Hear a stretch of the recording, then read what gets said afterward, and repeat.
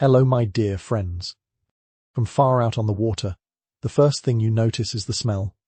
It's not the salty tang of the sea you've grown used to over months in a cramped, heaving ship, nor is it the scent of fresh, loamy earth and exotic blossoms you were promised. It's something else, a thick, cloying sweetness mixed with the faint, unsettling aroma of something fermenting, something burning. This is the perfume of your new world, the true scent of Brazil, and it clings to the humid air like a shroud. You've been sold a story of paradise, of a land dripping with gold and opportunity, a place to escape the rigid old world. But as the shore resolves from a green smudge into a real, tangible place, a quiet, dreadful little thought begins to form. You probably won't survive this.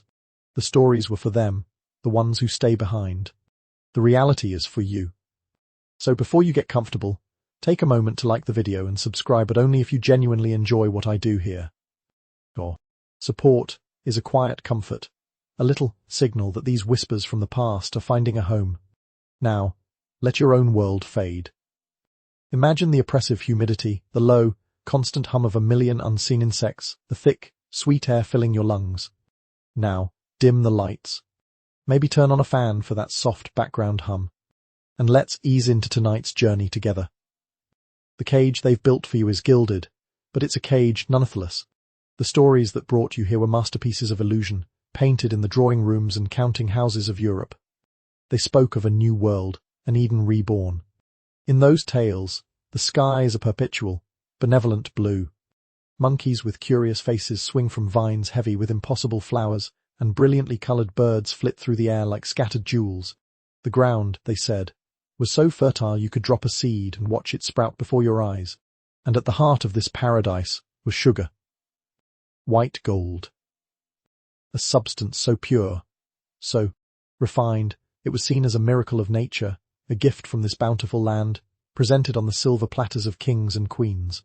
It was a symbol of wealth, of power, of a life so sweet and effortless that it was beyond the comprehension of the common person.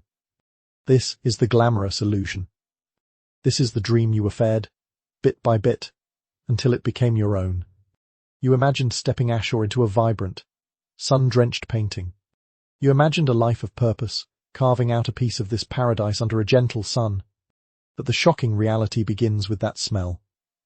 It's the smell of the engine hoe, the sugar mill, the ravenous beast that is the heart of this entire enterprise. It's the smell of crushed sugarcane, its grassy sweetness instantly beginning to decay under the oppressive heat. It's the smell of boiling cane juice, a thick, syrupy fog that coats your throat and makes your eyes water. And underneath it all is the smell of the bagasse, the leftover cane fibre, smouldering in furnaces, a scent like burnt sugar and damp earth. This perfume of industry and rot is the first and most honest truth of your new home. It's the smell of money being made, and it will be the smell of your life. As your bare feet touch the land for the first time, it isn't the firm, warm sand of a welcoming beach. It's mud. A deep, sucking, reddish-brown mud that clings to your ankles with a greedy chill. The air, far from being a gentle, tropical breeze, is a heavy, wet blanket you have to push through with every step. The vibrant green you saw from the ship is not the friendly green of an English meadow. It's a suffocating, relentless wall of vegetation, teeming with things that bite, sting, and burrow. The symphony of the jungle isn't a gentle melody.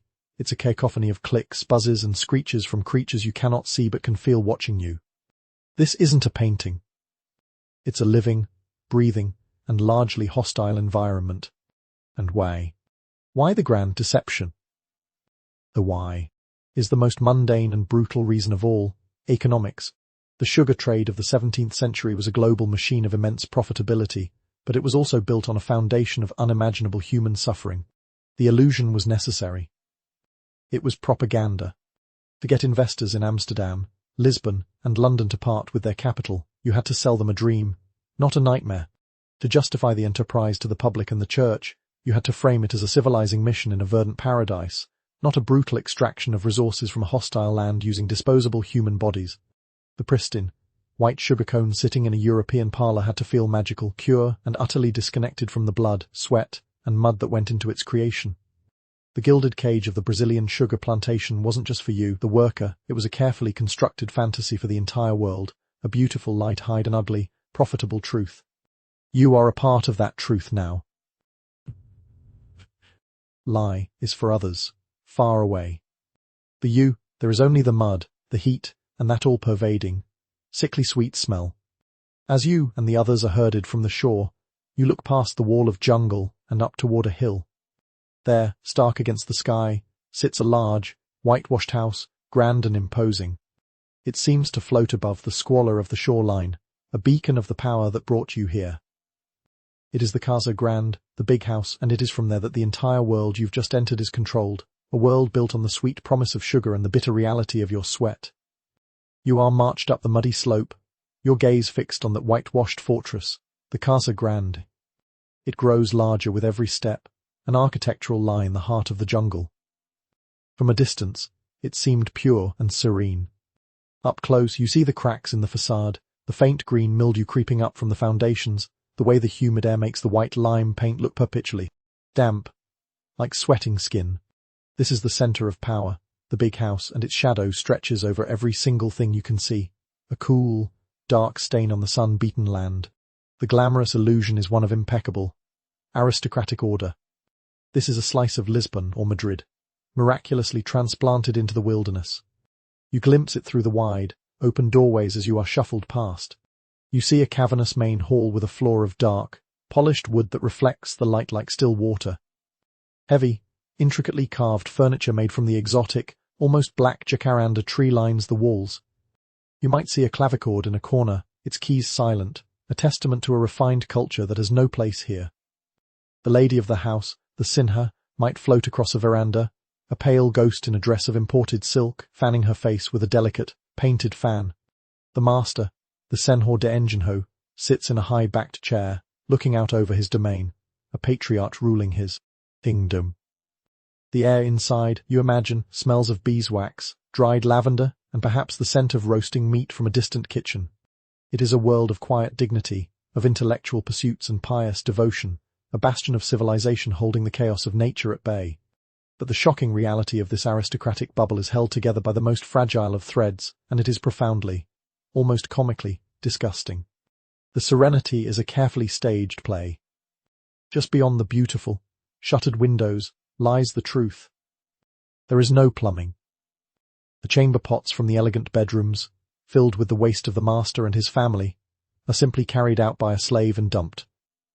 Sometimes into a designated pit, sometimes into a nearby ravine, sometimes just into the gardens that are praised for their lushness. The rich, fragrant soil owes its vitality to the very thing the house pretends does not exist. The faint, sweet smell of flowers you might catch on the breeze is doing a heroic job of masking the ever-present odor of human effluent. Remember that pervasive scent of decay you smelled from the ship? It has its origins right here, in the shadow of the big house, as much as in the mill itself. And the personal hygiene of these godlike figures. It's a fantasy. The silks and linens are beautiful, but they are worn over bodies that are rarely washed completely. Water is a precious, labor-intensive commodity. A full bath is an ordeal. Instead, there is the quick splash of water on the face and hands from a basin. The rest is left to fester under the layers of cloth in the suffocating humidity. The expensive French perfumes dabbed on their wrists and necks are not an accessory to cleanliness. They are the primary defense against the body's own ripe reality. You might see the Sinha complain of a headache, her face pale and drawn. It might not be the heat, it might be the lead in the white makeup she cakes on her face to achieve that fashionable, aristocratic pallor, a poison she willingly applies to maintain the illusion of delicate, untanned whiteness. The gleaming silver goblets are polished with a mixture of sand, ash, and spit. The whole operation is a frantic, desperate battle against the relentless forces of tropical decay mold, rust, sweat, and stench.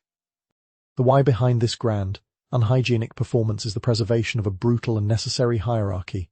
The Senhor de Engenho was not just a farmer, he was a feudal lord.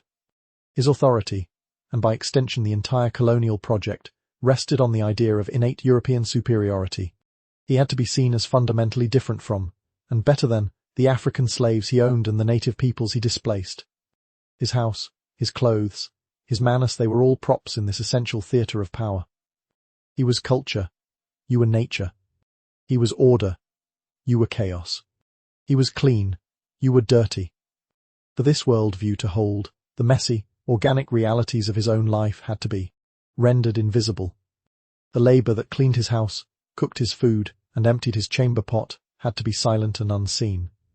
This created a profound cognitive dissonance, a world where the master could believe in his own God-given purity while being surrounded by the very filth he projected onto others. The separation was everything. The illusion of a civilized, effortless existence justified the brutal reality of the forced labor that made it possible. Your procession doesn't stop at the big house. You are not meant for its world of polished floors and perfumed air. You are merely property, being led past the seat of power on your way to your designated place. You are herded around the main building, out of its immediate shadow, and your eyes fall upon the true source of its wealth. It's not the house itself, but what lies beyond it, a vast, seemingly endless expanse of tall, green stalks, rippling under the hot sun like a monstrous, living ocean. This is the sugarcane. This is the altar upon which you will be sacrificed. The cool shadow of the master's house is behind you now, and the full, unforgiving heat of the sun is on your back. The sun on your back is a physical weight, pressing you down into the damp earth. Before you lies the green sea, an ocean of sugarcane that stretches to the horizon, broken only by the shimmering haze of heat. This is the reason you are here. This is the wealth of Brazil, the source of the white gold that captivates Europe. The glamorous illusion is that of a magnificent, bountiful harvest. Seen from the hill of the big house, it is a landscape of profound, orderly beauty. The endless rows of cane, planted with geometric precision, are a testament to man's ability to tame the wild and command nature to bear sweet fruit. The rustling of the leaves in the breeze sounds like a gentle whisper, a lullaby of abundance. It looks like a promise. It looks like life. You take your first step into the cane, and the world vanishes. Illusion is instantly and violently shattered. The open sky disappears, blotted out by a dense canopy of green stalks and leaves towering 10, sometimes 12 feet high. The gentle breeze is gone, replaced by a stagnant, suffocating heat that steams the sweat from your skin. The air becomes thick, soupy, and hard to breathe. The gentle rustling you heard from a distance is now a loud, claustrophobic scratching, a constant shush that surrounds you, disorienting you. You are no longer in a field. You are in a tunnel. A green, living, razor-sharp tunnel. The shocking reality is that this beautiful green sea wants to hurt you. The sugarcane leaves, which looked so soft and pliable from afar, are lined with tiny, sharp silica hairs and serrated edges. As you push through the dense stalks, they slice at your exposed skin, your arms, your neck, your face. They are not deep cuts, but 1,000 tiny paper cuts that soon crisscross your body in a weeping, stinging network. The sticky, sweet sap from the cane itself gets into these cuts, turning the constant sting into a tormenting burn. This is the first price you pay. Then you look down. The ground is a treacherous landscape of mud, tangled roots, and deep ruts left from the harvest carts. A single misstep can mean a twisted ankle, a fall that could bring you face to face with the other inhabitants of this green hell. This is the domain of the jararaca, a pit viper whose bite is swift and often fatal. Scorpions scuttle under the debris, and colonies of fire ants build their mounds, ready to swarm over any flesh that disturbs them. Every step is a negotiation with unseen threats. You learn to move with a strange, shuffling gait, feeling the ground before you commit your weight, your eyes constantly scanning the stalks around you and the earth beneath you. And then there is the work itself. You are handed a facco, a machete. It's heavy, with a crude, wooden handle and a long, wide blade. It feels less like a tool and more like a clumsy weapon. Your job is to cut the cane. The rhythm is brutally simple. You grab a stalk with one hand, pull it towards you, and with the other, you swing the machete low, as close to the ground as possible, to sever it at its base where the sugar is most concentrated. The whack. The whack. The whack. The sound becomes the metronome of your existence. Your muscles, unused to this motion, scream in protest. Your shoulders ache, your back burns, and the blisters on your hands from the rough handle quickly tear open, leaving raw skin that grinds against the wood with every swing. A moment's inattention, a swing wide from exhaustion, can slice into your own shin or the leg of the person working beside you in the tight, suffocating rows. The wife of this green nightmare is the very nature of the crop itself. Sugar is a tyrant. Once the cane reaches its peak maturity, it must be harvested and processed with incredible speed. The sucrose within the stalk begins to convert into other, less valuable sugars basically, to spoil within 24 hours of being cut.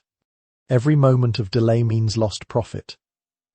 Therefore, the harvest, the saffra, is a frantic, desperate race against time, a period of relentless work that can last for months. There are no sick days. There is no slowing down. The pace is set not by human endurance, but by the inexorable chemistry of rotting sugar. You are not a farmer, gently tending a crop. You are a cog in a biological machine, and the gears must turn at the speed the cane demands. The pain, the danger, the exhaustion, they are all factored into the cost of production. A worker's life is simply less valuable than a shipment of sugar arriving pure and potent in a European port. The overseer's shouts cut through the rustling of the leaves, a constant, ugly reminder that you are not moving fast enough. You bundle the heavy, sharp-edged stalks you've cut, the razor-like leaves scraping your arms raw yet again. Your body is a symphony of new etches and old pains. Lifting the bundle, you follow the narrow path cleared through the cane, hauling your heavy load out of the suffocating green tunnel and into the blinding, brutal sun. Ahead of you, you can see the destination. You can hear it, a low, ominous grinding sound, a rhythmic crunch groan. It is the sound of the mill, the hungry beast that waits to be fed. You drop your bundle of sugarcane onto the growing pile, your muscles shuddering with relief and fatigue. Before you is the engine of this whole world, the moenda, the crushing mill. It is the hungry beast, and the pile of cane you just added to is its next meal. The air around it vibrates, a deep, resonant hum that you feel in your bones. The rhythmic crunch groan you heard from the fields is now a deafening, all-consuming roar. From the veranda of the big house, the mill is a symbol of progress, a marvel of rustic engineering. The Senhor-de-Engenho looks upon it with immense pride. He sees a testament to his own power and ingenuity. Whether powered by a slow, plodding circle of oxen, their massive heads bowed, or by the more sophisticated and impressive force of a water wheel turning a nearby stream into raw power, the mill represents man's dominion. It is the heart of his enterprise, the place where worthless green stalks are magically transformed into a flowing river of liquid wealth. He sees the massive, interlocking wooden gears, some as tall as a man, turning with a relentless, predictable logic. He sees a system, an orderly process, a beautiful and powerful machine that he commands. This is the glamorous illusion. The mill is a tool of civilization. You step closer, and civilization is the last word that comes to mind. The ground beneath your feet is a treacherous sludge of mud, stray cane fibers and spilled juice making the earth sticky and slick. The air is thick with the sweet, almost nauseating smell of the crushed cane, a scent so concentrated it's like being force-fed perfume. And the noise is a physical assault. The groan of wood under immense torsion, the shrieking of ungreased axles, and the constant, violent crunch as the rollers bite into the cane stalks. It's a sound that scores away all thought, leaving only the immediate, terrifying present. Your job is to be the beast's feeder. You stand on a slightly raised platform, grabbing stalks from the pile and pushing them, one by one, into the gap between two massive, rotating vertical cylinders of heavy, dense wood. These are the teeth of the moenda. The space between them is just narrow enough to violently compress the cane, but not so narrow that it can't be fed. The motion is repetitive, hypnotic, and fraught with a singular, horrifying danger. The rollers, slick with juice, have an immense and unforgiving grip. They are designed to pull the cane in, and they cannot distinguish between a fibrous stalk and a human hand. You push a stalk in, and the rollers snatch it from you, pulling it through with a wet, tearing sound. You grab another, and another. The pace is dictated by the overseer's glare and the insatiable appetite of the machine. Your fingers get closer and closer to that hungry gap. A moment of distraction, a slip on the slick platform, a hand made clumsy by exhaustion, and the mill will take more than the cane. It will take your fingers, then your hand, then your arm, pulling you into its crushing embrace. This is the shocking reality. And you know this isn't a theoretical danger, because you see the proof of it hanging on a thick wooden post near the mill. It's an axe. It's not there for cutting wood. It is kept sharp and ready for a single, specific purpose. When a worker gets their hand caught, there is no stopping the machine in time. The oxen cannot be halted instantly. A water wheel carries too much momentum. The screaming of the victim is lost in the mechanical roar.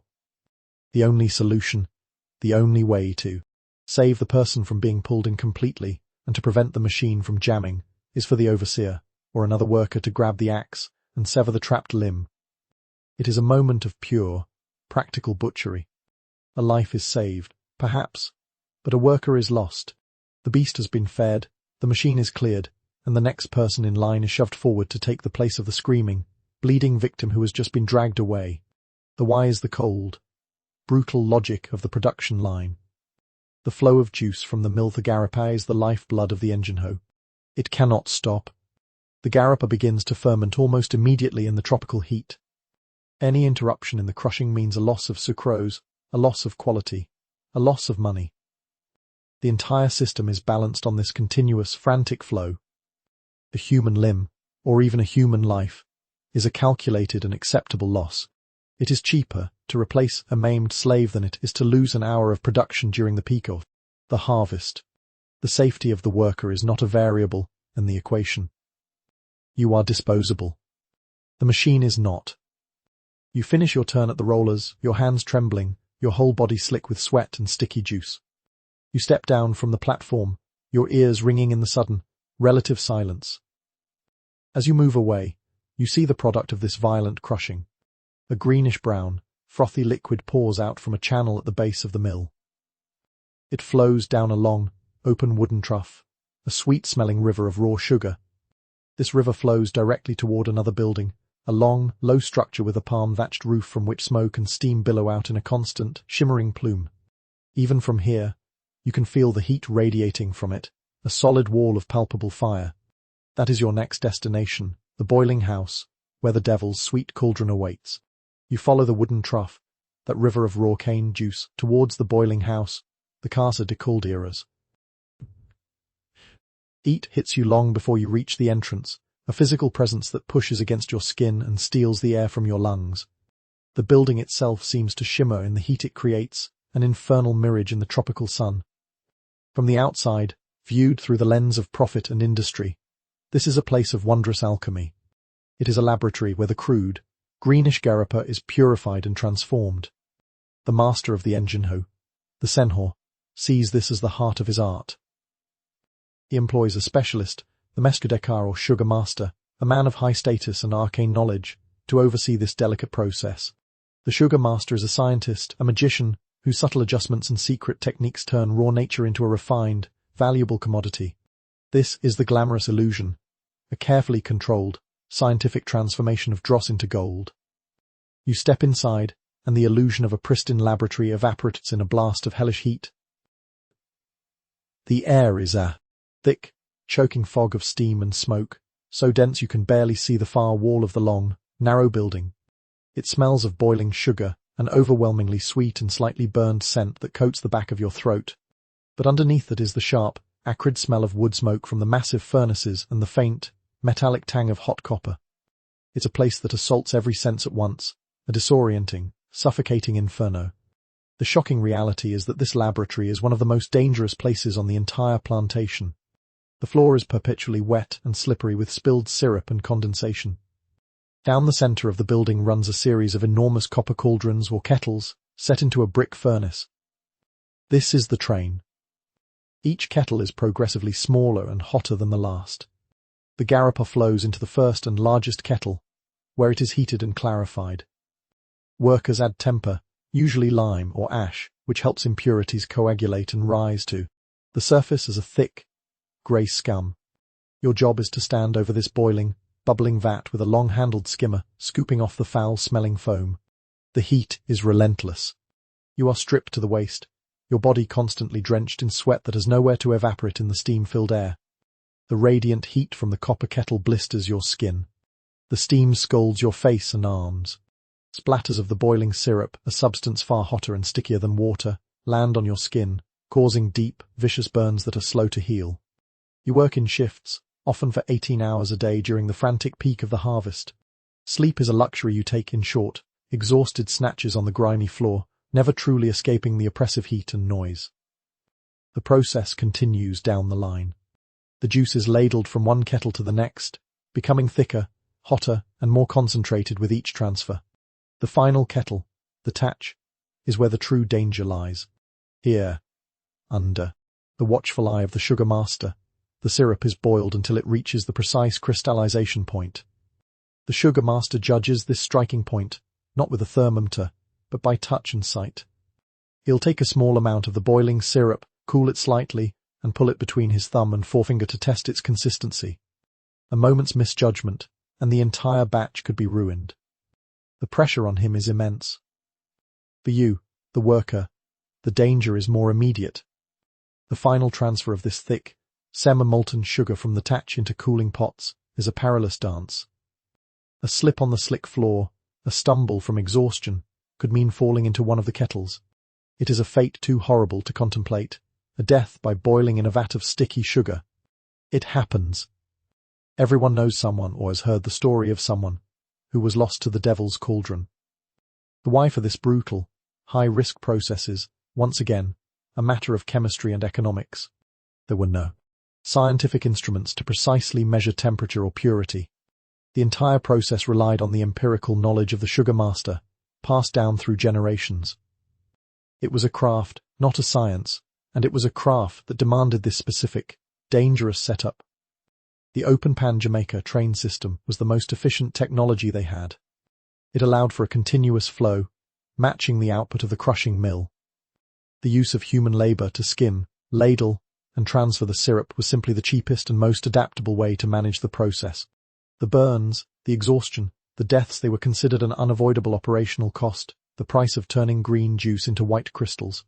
The system wasn't designed for your safety. It was designed for the sugar's perfection. You finish your shift, your body aching and parboiled. You stumble out of the boiling house, back into the open air. Even the oppressive tropical heat feels cool and refreshing compared to the inferno you just left. Your ears ring. Your skin stings. You look over at the next stage of the operation. You see workers carrying heavy, conical clay pots, still warm to the touch, away from the boiling house. They are taking them to another building, a quieter, darker place.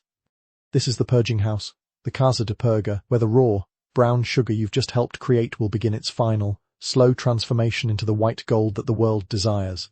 You watch the parade of workers carrying the conical clay molds, each one filled with the hot, viscous molasses you just saw created in the boiling house. They move with a slow, deliberate pace, their muscles straining under the weight. They are headed for the purging house, the Casa de Purga. In the grand narrative of sugar production, this is the final, almost magical stage of purification. This is where the raw, brown, earthy material is miraculously cleansed, where it becomes the refined, snow-white product worthy of a king's table. The glamorous illusion is one of a quiet, pristine chamber where, through a gentle, natural process, the sugar whitens and purifies itself, shedding its coarse origins. It's presented as a kind of crystallization of purity, the final step in elevating a humble plant into a substance of near-divine status. The purging house is imagined as a clean, still, and almost holy place. You follow the workers into the building, and the reality is, as always, a stark and rather disgusting contrast. The Casa de Purga is a long, two-story building. The air inside is cooler than the boiling house, but it's thick with a new smell, the damp, earthy scent of wet clay and a heavy, fermenting sweetness that borders on rot. The upper floor is a vast grid of holes, into which hundreds, even thousands, of the conical clay pots have been placed, tipped down. Each pot has a small hole in its pointed bottom. The raw sugar inside, a mixture of crystals and molasses, is packed in while still hot. As it cools, the sugar crystallizes, but it remains saturated with the dark, bitter molasses. This is where the shocking, messy reality of purging begins. To separate the pure sugar crystals from the sticky molasses, a technique called claying is used. A layer of wet, muddy clay is plastered over the top of the sugar in each cone. Then, water is slowly dripped onto the clay. The water seeps through the clay and then trickles down through the sugar cone. As the water descends, it dissolves the molasses that coats the sugar crystals and carries it downwards, out through the small hole at the bottom of the pot. What is left behind is a wetter, purer layer of sugar. The process is far from clean. The floor beneath you, the lower level of the purging house, is a landscape of sticky horror. It is a vast, dark, cavernous space, its floor a shallow basin designed to collect the slow, constant drip, drip, drip of black, foul-smelling molasses from the thousands of cones above. This raw molasses, known as mel de furo or whole honey, pools on the floor, creating a black, viscous lake. The air here is buzzing with flies and other insects, drawn by the rich, rotting sweetness. The floor is a treacherous, sticky trap. Your job might be to wade into this shallow sea of filth with wooden buckets, scooping up the low-grade molasses to be stored, fermented into rum, or used as animal feed. It clings to your skin, thick and greasy, and the smell saturates your clothes and hair for days. The why of this strange, seemingly primitive technique lies in its slow, cheap effectiveness. This was 17th century chemistry, a process understood through observation, not theory. They knew that the slow, steady seepage of water was the key. Using wet clay was a brilliant, low-tech solution. It acted as a time-release filter, ensuring the water didn't just rush through the cone and dissolve the sugar crystals themselves. It was a perfectly calibrated system for a world without modern filtration technology. This process could take weeks, even months, for a single cone to fully purge. The result was a stratified cone of sugar. At the top, under the clay, was the whitest, most valuable sugar, the acar branco. Below that was a darker, less refined layer, and at the very bottom, a brown, coarse sugar called muscovado, from which we get the word muscovado. Each grade had its price and its market. The system was ingenious in its simplicity and its ability to create multiple products from a single batch. It was also utterly indifferent to the conditions of the workers who had to manage its foul byproducts. The creation of a pure, white substance necessitated the creation of a concentrated, black filth, and someone had to be tasked with wallowing in it. After weeks in the purging house, the cones are broken open. The different grades of sugar are separated, dried in the sun on large trays, and then packed into heavy wooden crates for shipment. You watch as the final product, the white sugar, is handled with a reverence that borders on the absurd. It is weighed carefully, sealed in crates stenciled with the engine hose mark, and prepared for its long journey to Europe. This is the culmination of everything: sliced hands in the field, the crushed limbs at the mill, the scalded skin in the boiling house, the sticky ordeal in the purging house. All that pain, sweat, and filth has been transmuted into these pristine-looking white crystals. Seeing it all packed away, you can't help but think about the fuel that powered your own body through this entire ordeal, the meager sustenance provided to create this immense wealth. The wooden crate, full of the whitest sugar, is sealed shut. It represents a fortune. The energy contained within those refined crystals will soon grace the desserts of European aristocrats, sweeten their tea, and serve as a testament to their immense wealth. A single crate is worth more than you will ever see in your lifetime. As the crate is hauled away towards the coast, ignoring emptiness in your own stomach reminds you of a fundamental, brutal equation: the energy you expend must be replaced. You are a biological engine, and an engine needs fuel. The glamorous illusion, often painted by the apologists of the system, is that the workers were adequately cared for. They would argue that a master, in his own self-interest, would surely provide enough food for his labourers to keep them strong and productive. Just as one would not starve an ox that ploughs the field, one would not starve the hands that cut the cane. In this rosy picture, you are given a simple but hearty diet, a customary ration of nutritious local foods designed to sustain you through your hard work. It's a picture of paternalistic care, of a pragmatic, if not benevolent, provision for the human machinery of the plantation. You trudge from the main complex towards the slave quarters, and the shocking reality of your diet becomes painfully clear. Your daily ration is a study in monotonous, minimal sustenance. The cornerstone of your existence is manioc flour, or farina. It's a coarse, gritty, almost tasteless carbohydrate that is cheap, abundant, and filling. You are given a gourd full of it.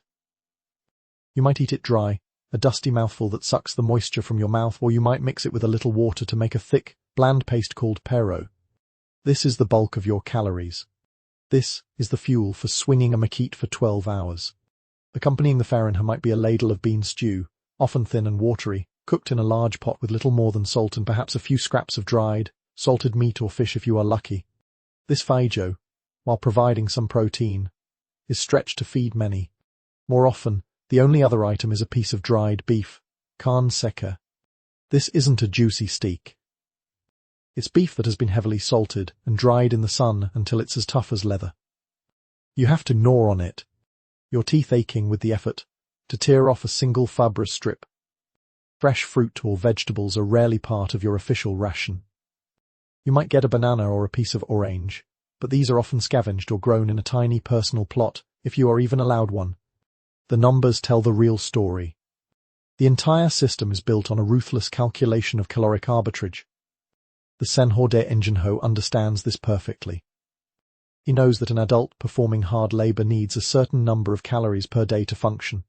He also knows the exact cost, down to the last ris, of providing those calories through different foodstuffs.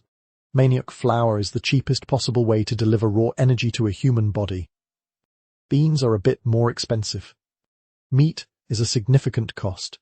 So, he provides the absolute minimum necessary to keep you working, and not a single calorie more. He is not feeding a person. He is fueling a machine at the lowest possible cost. During the harvest, the ration might be slightly increased, not out of kindness, but because a dead worker is an unproductive one. In the slack season, it will be cut back to near starvation levels. The why behind this minimalist diet is the pure, unadulterated logic of profit maximization. You are a line item on a ledger, a cost to be minimized. Every spoonful of beans, every strip of carne seca that goes into your mouth is a spoonful of profit that doesn't go into his pocket. The goal is not to keep you healthy, happy, or strong in the long term. The life expectancy of a slave on a 17th century Brazilian sugar plantation was shockingly short, perhaps 5 to 10 years from the moment of arrival. It was often cheaper to work a slave to death on a minimal diet and then simply buy a new one than it was to invest in the food and care required for a long, healthy life. This brutal calculus was the engine of the entire Atlantic slave trade.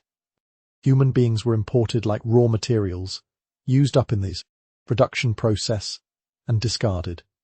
Your hunger is not a side effect of the system. It is a core component of its design. It keeps you weak, dependent, and focused only on the next major meal, with no energy left for rebellion or escape. With your gourd of farinha and your small piece of leathery meat, you finally reach the place you are supposed to call home. It is a long, low, windowless building, not so different from the purging house in its grim functionality. This is the senzala, the slave quarters. It offers no comfort, only the promise of a few hours of shared misery before the sun rises and the cycle of labor begins anew. This is the shelter for your sorrows, the place where you must try to rest a body that is never, ever truly fed. You duck your head to enter the senzala. The sudden darkness is disorienting after the bright sun, and the air that hits you is thick and stagnant, a cocktail of sweat, sickness, and despair. This is your home. This is your refuge. In the mythology of the plantation, the slave quarters are often depicted with a kind of rustic charm. It's a sanitized vision of a communal life, where workers, after a hard day's labor, gather to sing songs of their homeland, tell stories, and find solace in community. The master might even see it as a generous provision, a roof over their heads, a place to shelter from the rain, proof of his paternalistic care. The glamorous illusion is that the senzala is a simple, humble, but ultimately humane space for rest and recovery. The reality assaults your senses as your eyes adjust to the gloom. The senzala is often just a single, long, barn-like structure, built from wattle and daub with a leaky thatched roof. It is one large, open room, with no partitions for privacy. The floor is packed earth, which turns to mud during the rainy season. There are no beds. You sleep on a thin reed mat, or perhaps a rough wooden plank if you are fortunate, but most likely, you sleep on the bare ground. Are packed in with dozens, sometimes hundreds, of other soulsmen, women and children all crammed together. The only light comes from the open doorway and perhaps a few high, small slits in the wall, which serve as windows, but offer little ventilation. The shocking reality is the sheer filth and the overwhelming presence of disease. With no sanitation, the packed earth floor is a breeding ground for parasites. Figures, a type of flea, burrow into the soles of your feet, laying eggs and creating painful, infected sores that can cripple you. The lack of ventilation and the close quarters mean that any sickness spreads like fire. A cough becomes pneumonia, a stomach ache becomes dysentery. Smallpox, measles and influenza, introduced from Europe, can sweep through a senzala, devastating the workforce in a matter of weeks. The air is alive with the sounds of coughing, moaning, and the quiet, desperate weeping of those in pain or misery. The smell is overpowering, the stench of unwashed bodies, stale sweat, vomit, and the subtle, sweetish odor of infection. Remember the grand, unhygienic state of the big house? It's a palace compared to this. The master fears miasma, the bad air he believes causes disease, yet he forces you to live in its very epicenter. Your proximity to filth is considered your natural state. The insects are a constant torment. Mosquitoes, carrying malaria and yellow fever, whine in the darkness. Cockroaches and rats scuttle across the floor and sometimes across your body as you try to sleep, foraging for any scrap of food. There is no escape from the crawling, biting, disease-carrying life that thrives in this man-made squalor. This is not a shelter. It is an incubator for suffering. The why behind these horrific living conditions is the same cold logic that dictates your diet. You are not a person, you are an asset, and a disposable one at that. The Senzala was designed for maximum control and minimum cost.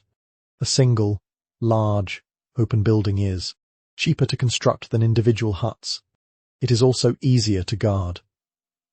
Often, the Senzala will have a single door, which was barred and locked from the outside at night. This prevented escape, but it also turned the building into a death trap in case of fire. The lack of sanitation, of basic comfort, was not an oversight, it was a feature of the system. A comfortable, healthy, well-rested worker might have the energy and the clarity of mind to dream of freedom. An exhausted, sick, and demoralized worker, living in constant filth, is easier to control. The Senzala is a tool of dehumanization. It is designed to strip you of your dignity, your privacy, and your hope, to reduce you to a state of mere existence, focused only on surviving until the next sunrise. It reinforces the lie that this is all you are fit for, that this squalor is your natural habitat. You find your small space on the dirt floor, your back against the rough mud wall. Sleep does not come easily. Your body aches from the day's labor, your stomach groans with hunger, and the symphony of misery around you is a constant reminder of your shared fate. You close your eyes, but the images of the day remain, the flash of the maquette, the grinding teeth of the mill, the boiling steam of the cauldrons. You yearn for a moment of true rest, a day without the back-breaking labor and the constant threat of violence. You think of the coming day, Sunday, a day the Master says is for God and for rest. Perhaps, you think, there will be a brief reprieve. Perhaps a day off will offer a sliver of peace. But even this small hope is shadowed by the knowledge that on this plantation, nothing is ever truly given freely. The faintest hint of light creeps through the cracks in the Senzala wall, but it is not the overseer's shout that rouses you. It is a different kind of stirring, a subtle shift in the suffocating atmosphere of the barracks. It's Sunday, or perhaps a saint's day, a holy day of obligation according to the Master's religion. In the grand narrative of the colonial enterprise, this is presented as a profound act of Christian charity and a cornerstone of civilized life. The glamorous illusion is that the Sabbath is a day of genuine rest and spiritual rejuvenation for everyone, master and slave alike. It is a day the whip is silent, the mill is still, and the soul is tended to. Paintings from later periods might depict serene scenes of enslaved people, dressed in clean clothes, gathered peacefully in the plantation chapel, their voices raised in pious hymns.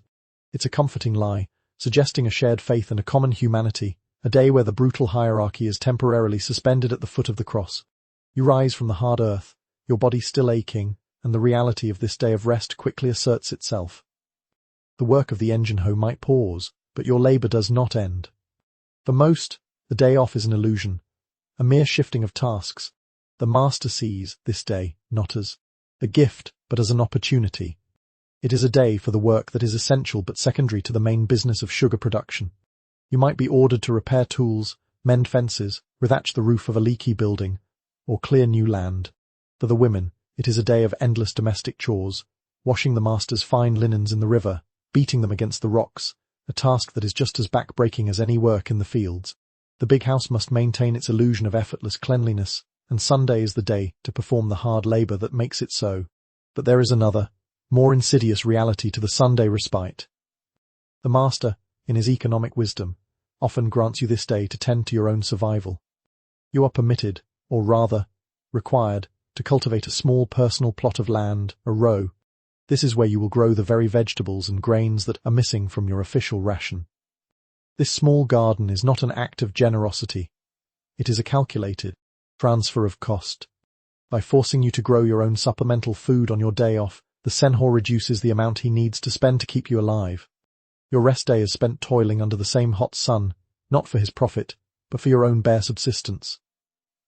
The fatigue you accumulate on Sunday is simply an investment he doesn't have to make. And what of the spiritual nourishment? You may indeed be marched to the plantation chapel. But this is not an act of inclusive worship. It is a tool of indoctrination and control. The chapel itself is a stark representation of the hierarchy. The master and his family sit in an elevated private gallery or on ornate chairs at the front. You are crammed onto the rough benches or bare floor in the back. The priest, whose salary is paid by the Senhor, preaches a sermon of obedience. You are taught that your enslavement is God's will, a chance to save your heathen soul. You are told that suffering in this life will be rewarded in the next, and that rebellion against your master is a sin against God himself. The Bible stories chosen are always those of submission, of servants obeying their masters, of turning the other cheek, of the meek inheriting the earth. The religious service is not meant to uplift your spirit. It is meant to break it. The why behind this carefully managed day off is twofold. First, as we've seen, it is economic. It outsources the cost of your survival and provides a convenient time for necessary maintenance. Second, and more importantly, it is a powerful instrument of social control. Giving a day off creates a psychological release valve, preventing the pressure of ceaseless labor from building to an explosive point. It provides the illusion of autonomy, even as that autonomy is channeled into work that ultimately benefits the master. The mandatory church service co-opts religion, turning a potential source of hope and liberation into another chain. It attempts to replace your native beliefs and cosmologies with a new one that has your submission at its very core. The day of rest is not a break from your bondage, it is a different, more subtle, and perhaps more powerful form of it. After tending your meager garden patch, your back aching with a familiar fire, you might have a few precious hours of true leisure. In this small window, you see glimpses of the life that the system tries to erase. Someone might produce a makeshift drum, and a furtive, defiant rhythm might emerge. The story is told in a hushed mother tongue. These are dangerous acts of cultural survival, but any small joy is fleeting.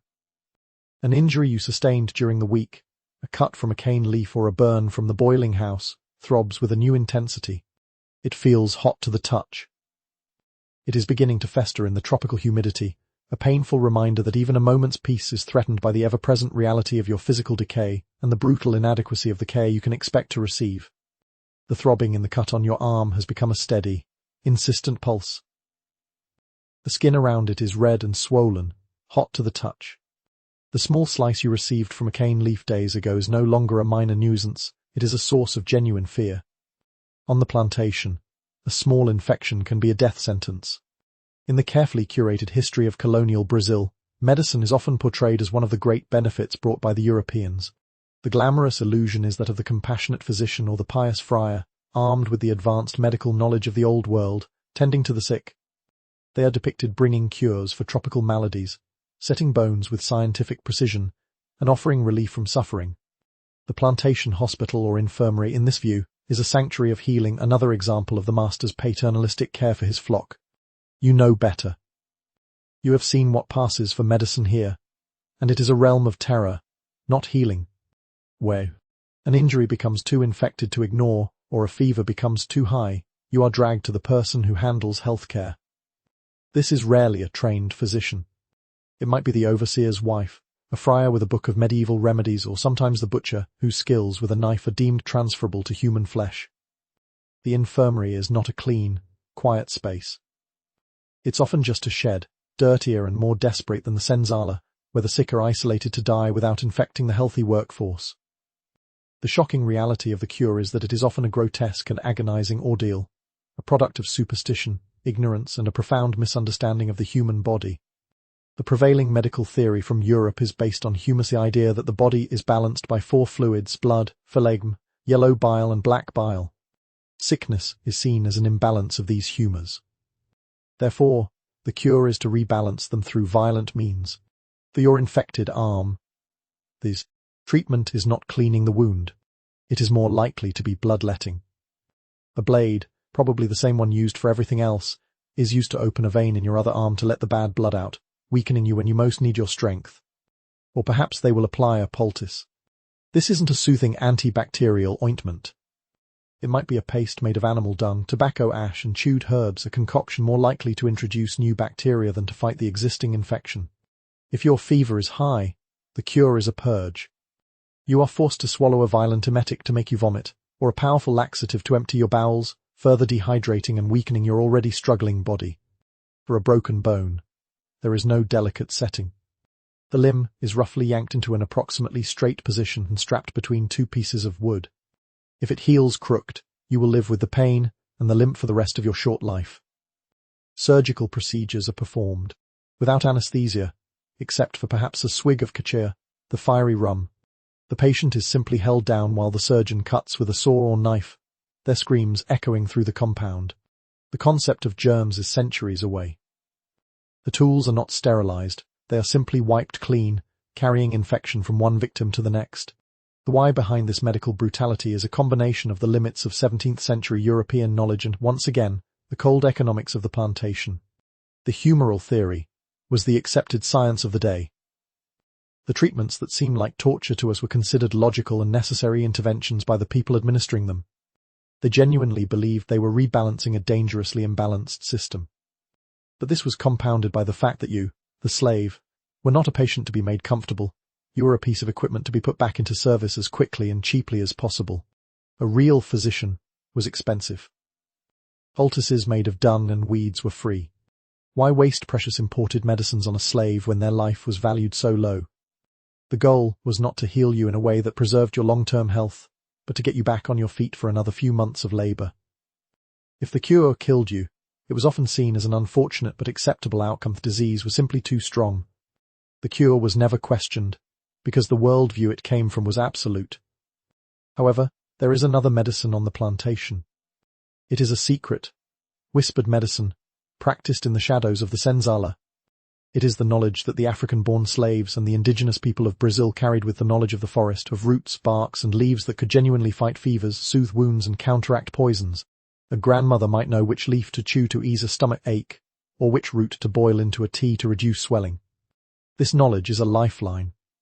But it is also dangerous. To the master and the priest, it is witchcraft, devilry, and proof of your heathen nature. To be caught practicing these traditional remedies is to risk a brutal punishment. So you are caught between two terrors, the violent, ignorant cures of the master and the risk of the lash for seeking real healing from your own people. This constant threat of punishment for any infraction, real or imagined, is embodied in a single menacing figure who is always watching, the overseer. The shadow of the overseer, the fighter, falls over every aspect of your life. It is a long, dark shadow that stretches from the cane fields at dawn to the locked door of the senzala at night. He is the human engine of the plantation, the master's will made flesh and blood. In the romanticized chronicles of the colony, the overseer is sometimes portrayed as a rugged, capable frontiersman, a loyal lieutenant who manages the day-to-day operations with a firm but fair hand. He is the non-commissioned officer in the master's army, ensuring that the complex machinery of the engine runs smoothly and efficiently. He is depicted on horseback, surveying the fields, a symbol of order and productivity, a necessary figure in the taming of the wilderness.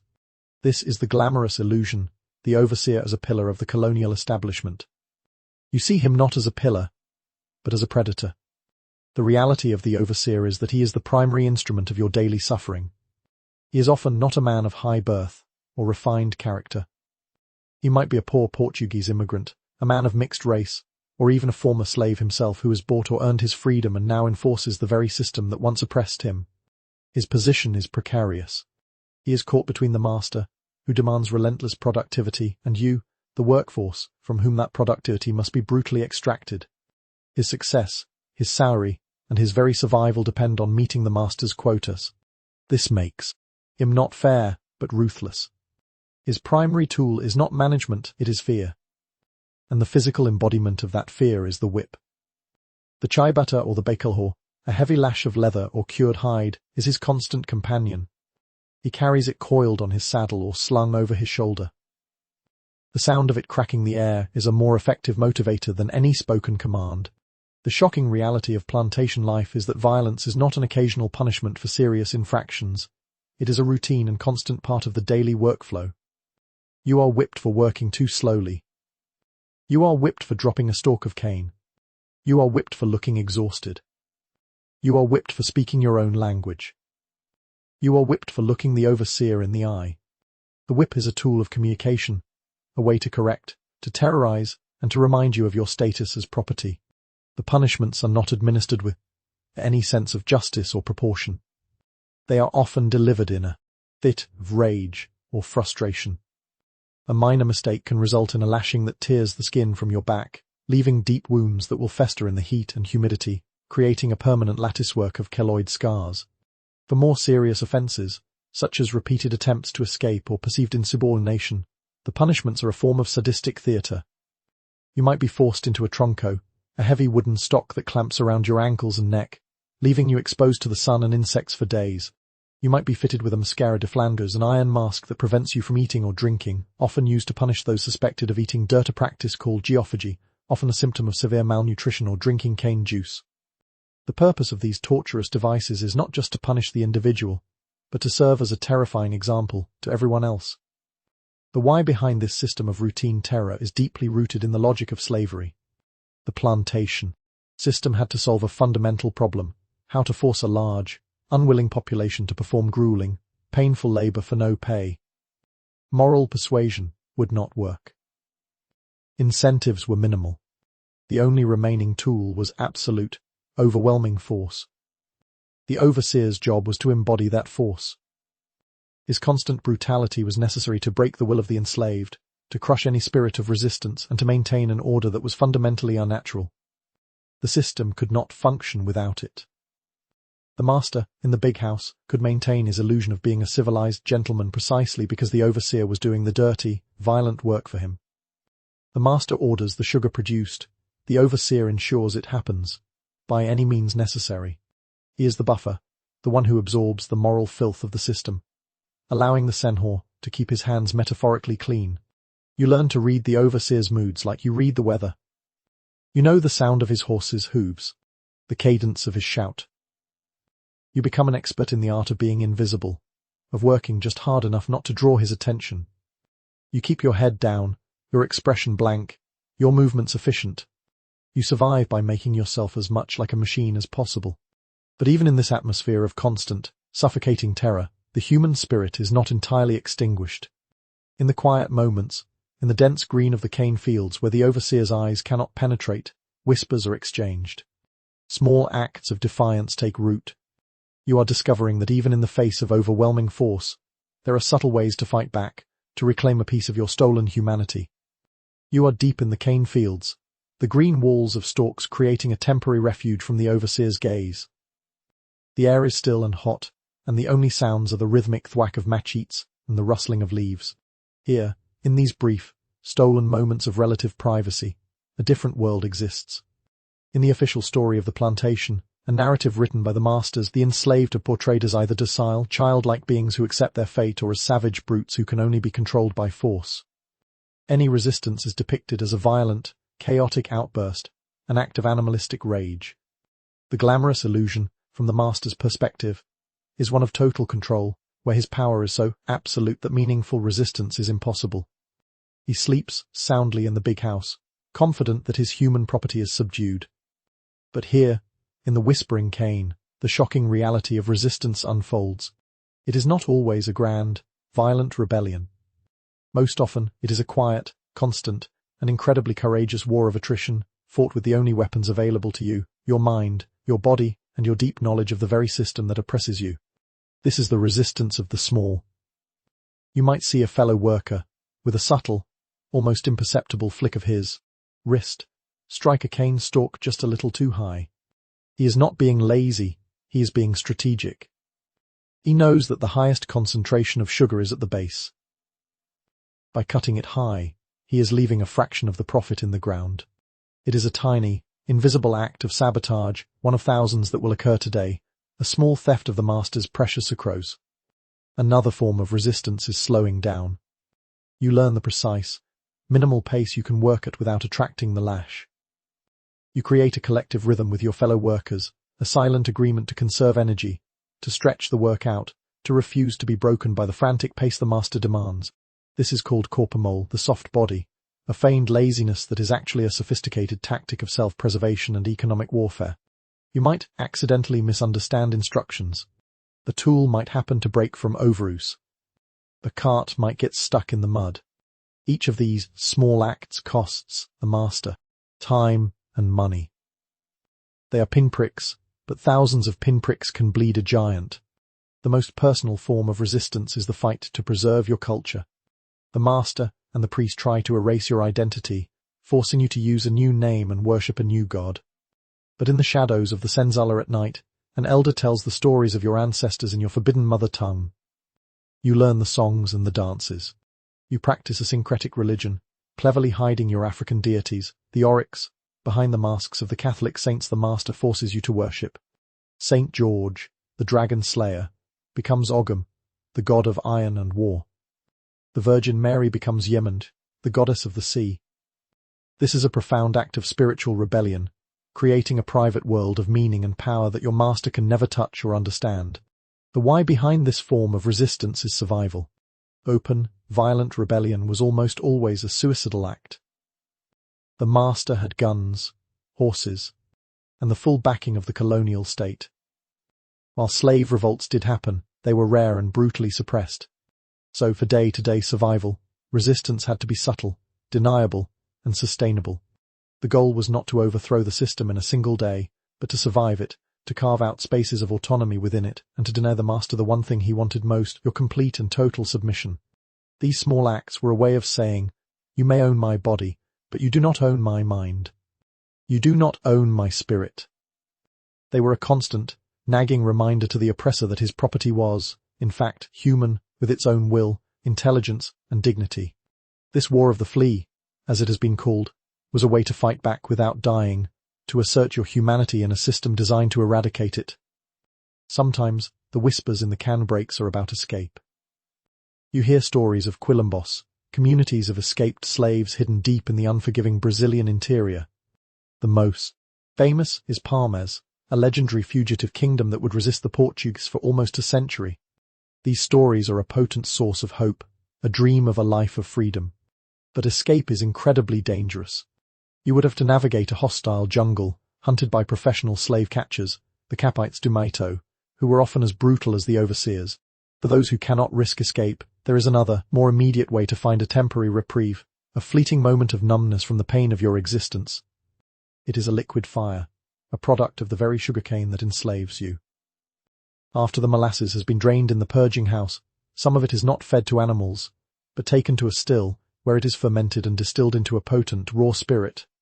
This is kacha, and its dual role as both a comfort and a curse is a central paradox of your life. The day's labor is finally done. The sun bleeds into the horizon, and the oppressive heat begins to soften into a humid evening. You gather in the relative darkness outside the senzala, the aches of your body a familiar chorus of pain. In this moment of respite, a gourd is passed around. Inside is a clear, fiery liquid that smells of sugar and burnt earth.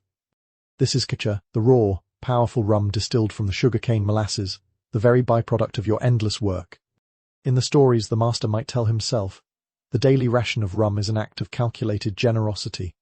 The glamorous illusion is that of a warming spirit given to ward off the evening chill, to soothe aching muscles, and to lift the spirits of a weary workforce. You might see it as a medicinal tonic, a way to prevent illness caused by the damp night air. It's a small reward, a cheap comfort, a way to show a sliver of humanity and keep his workers content. He frames it as a traditional part of the plantation culture, a harmless daily ritual that fosters a sense of community. You take a sip from the gourd, and the reality of these spirit burns a trail down your throat and into your empty stomach. It is not a fine, aged rum. It is a harsh, raw, and powerfully intoxicating liquor, distilled quickly and cheaply. The first effect is a blessed warmth that spreads through your chest, momentarily pushing back the exhaustion. The sharp edges of your pain begin to soften. The constant, grinding anxiety of your existence recedes, replaced by a temporary, hazy numbness.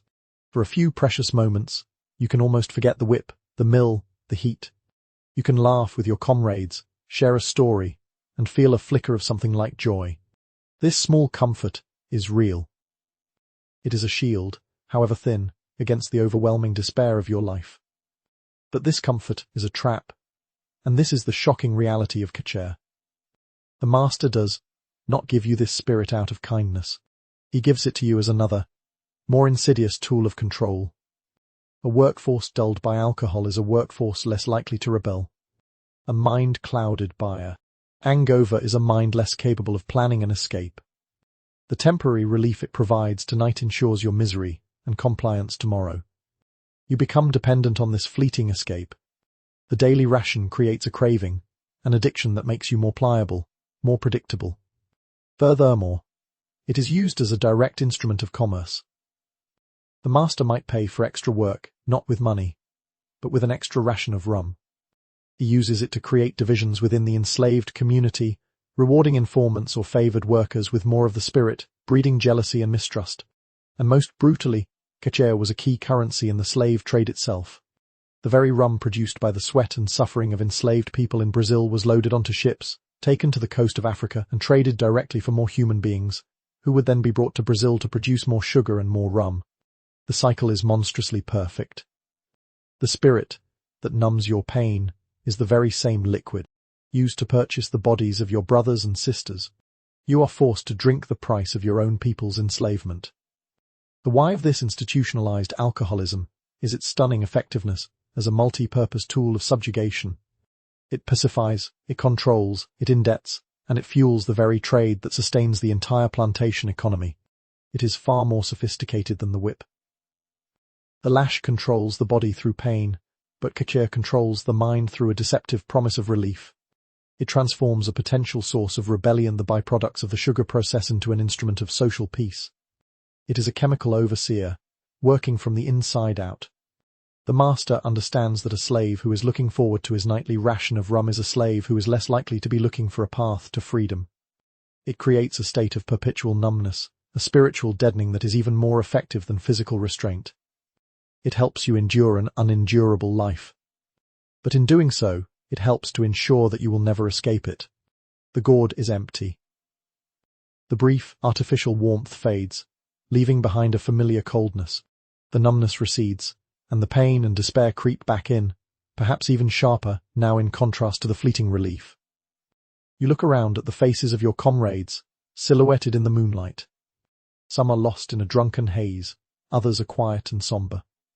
Tomorrow, the overseer's horn will blow before sunrise.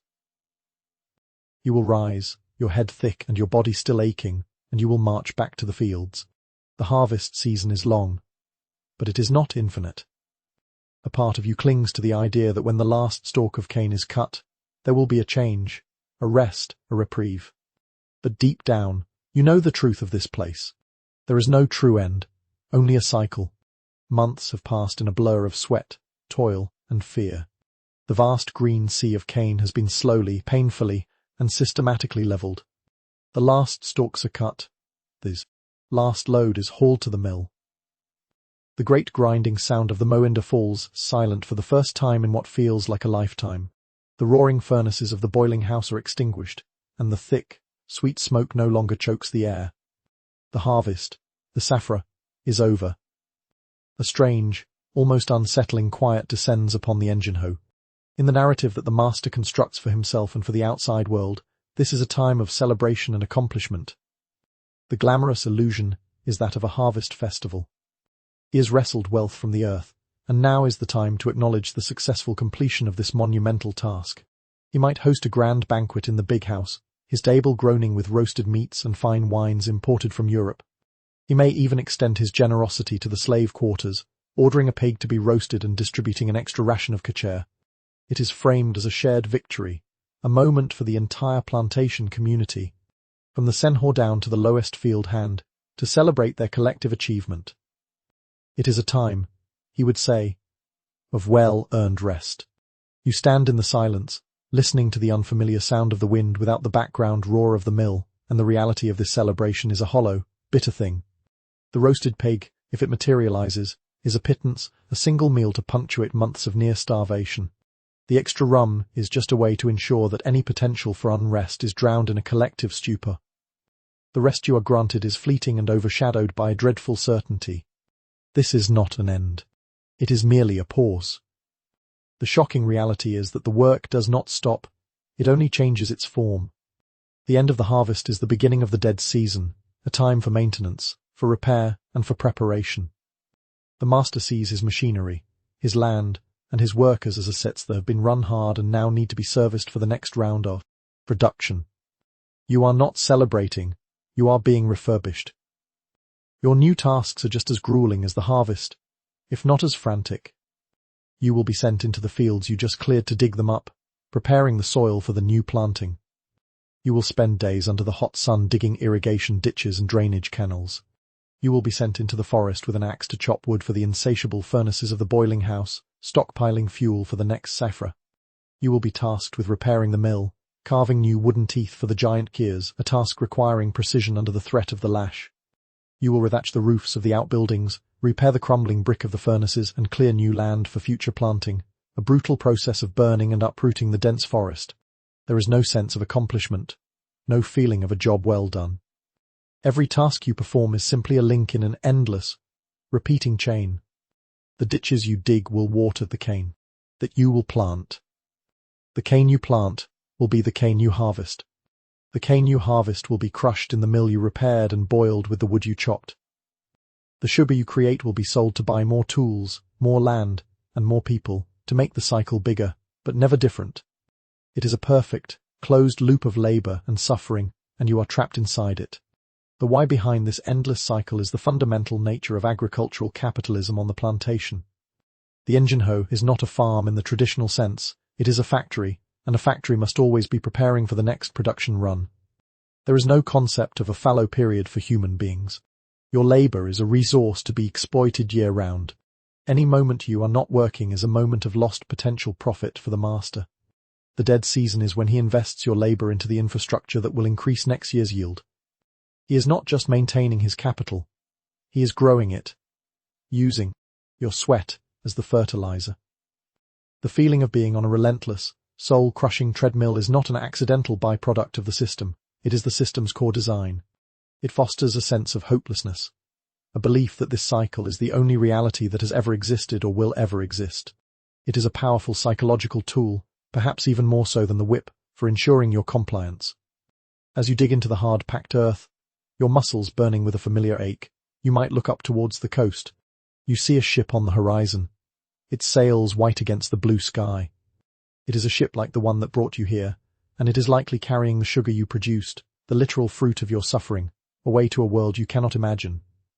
You know this wealth, this white gold, is destined for a king, a queen, a powerful merchant in a distant city.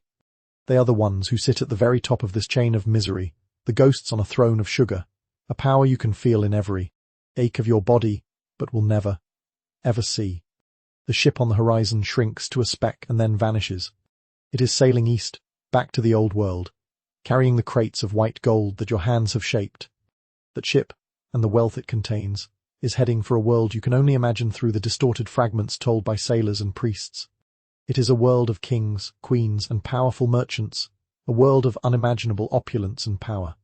The glamorous illusion of this world is one of divine right and inherent greatness. In the portraits and official histories, these European monarchs and magnates are depicted as figures of immense dignity and refinement.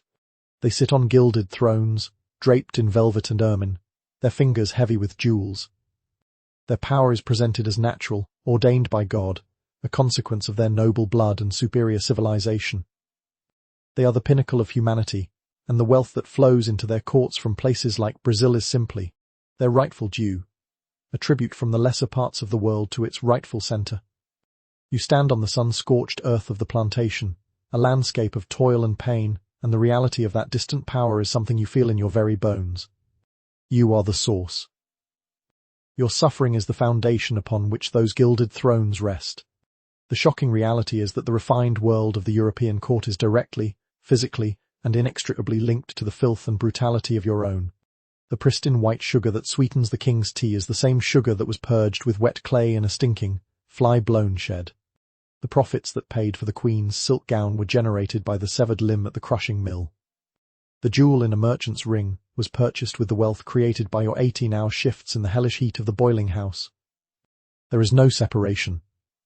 It is one single, continuous system. The ghost on the throne in Lisbon or Amsterdam is not a distant, abstract power.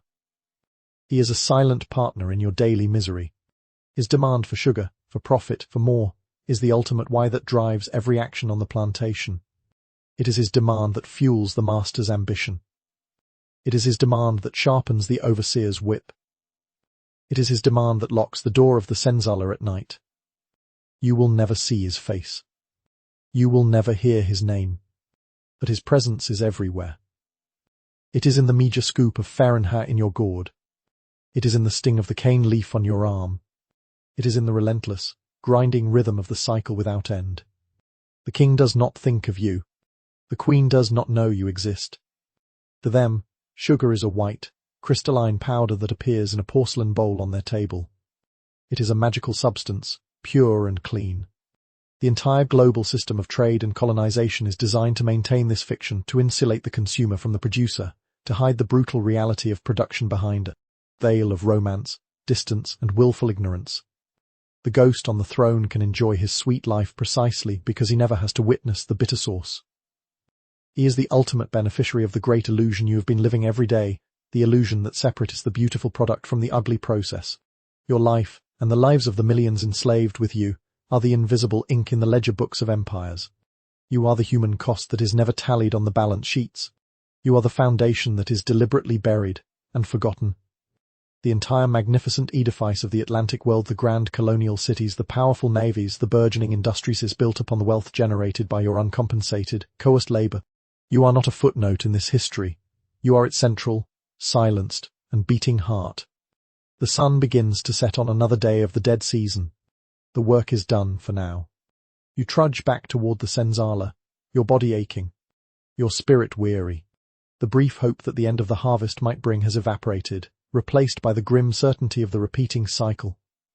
You are a cog in a machine that is far larger than this plantation, a machine that serves a ghost on a distant throne. There is no escape from it. There is only the long, slow walk back to the barracks, the meagre meal, and the few hours of troubled sleep before the cycle begins again. You have survived another day. And in this world, that is the only victory you are allowed. Wind down, and now, the day is truly done. The sounds of the plantation begin to fade into a soft, indistinct murmur. The sharp edges of the day, the heat, the pain, the fear, all begin to dissolve into the deep, quiet darkness of the night. Let the story drift away now, like that ship sailing over the horizon. The weight of the cane in your arms, the heat of the boiling house on your skin, the shadow of the overseer, let it all go. Feel your own bed beneath you, solid and comfortable. Feel the gentle weight of your own blanket. You are safe here. You are in your own time, in your own space, far from that world of pain. The frantic rhythm of the engine slows, and finally gives way to the steady, peaceful rhythm of your own breathing, in and out. A soft, gentle current that carries you further and further away from the shore of wakefulness. There is no work to be done here. No cycle to repeat. There is only rest. A deep, quiet, and well-deserved rest. The story is over. Your only task now is to let the darkness be a comfort, a soft blanket that covers all things. Your only task is to drift. Your only task is to sleep. End of script. Sweet dreams.